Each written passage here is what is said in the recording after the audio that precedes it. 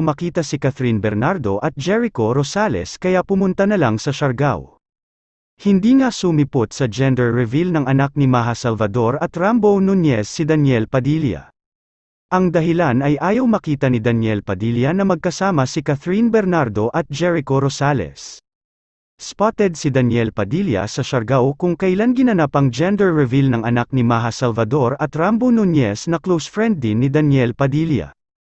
Hindi nga siya sumipot sa gender reveal ng anak at pumunta na lamang sa Siargao dahil nandun rin sa gender reveal event si Catherine Bernardo at Jericho Rosales.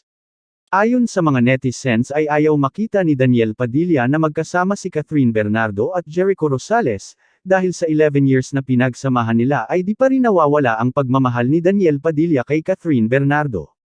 Alam naman ng lahat na si Daniel Padilla ay seloso at protective kay Catherine Bernardo ay magseselos talaga ito.